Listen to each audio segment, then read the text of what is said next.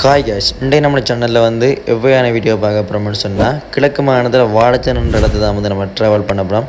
வாழைச்சேனை எந்த இடத்துக்கு போக போகிறோம்னு சொன்னால் வாழைச்சேனையில் இருக்கிற காபருக்கு தான் போக போகிறோம். காபரை வந்து நிறைய பேருக்கு வந்து தெரியாமல் இருக்கும். தெரியாதவங்க இந்த வீடியோ பார்த்து தெரிஞ்சுக்கொள்ளலாம். காபர்கிட்ட வந்தாச்சு. மறக்காம வந்து நம்ம யூடியூப் சேனலுக்கு வந்து சப்ஸ்கிரைப் பண்ணாதவங்க சப்ஸ்கிரைப் பண்ணிக்கொள்ளுங்க. அப்போ தான் அனைத்து வேணிய உங்களை வந்து சேரும்.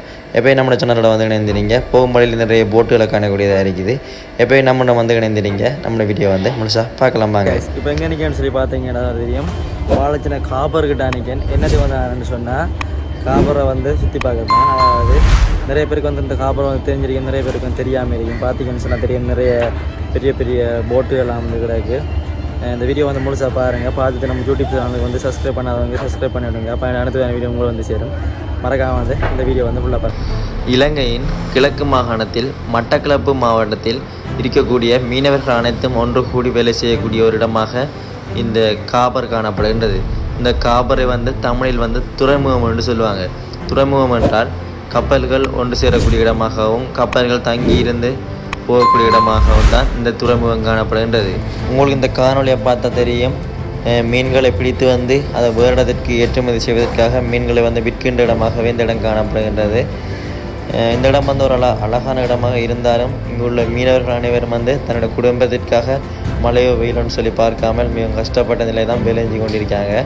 அத்துடன் இவங்க வந்து கடலில், அதாவது போட்டில் போக முன்பே போட் ஃபுல்லாக வந்து ஐஸை வந்து சேகரித்து விட்டாங்க கடலில் செல்வாங்க. அதாவது இங்கே பல வகையான ஐஸ் ஃபேக்ட்ரிகள் காணப்படுகின்றன. வாழைச்சேனையில் கூழ்மீன் ice factory, SN ice factory, Lankamool ice factory, MAF ice factory என்று பல வகையான ஐஸ் ஃபேக்ட்ரிகள் காணப்படுகின்றன.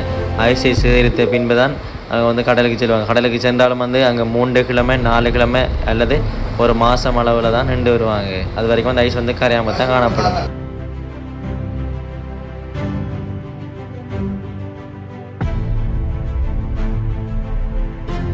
ஐஸெல்லாம் ஏற்றிட்டு மீனுக்கு போய் வர இடம் பார்க்குறதுக்கே ஒரு அழகான இடம் தான். நிறைய தொழிலாளிகள் நம்ம வேலை செய்யக்கூடிய இடம். உங்களை பார்த்தா தெரியும்.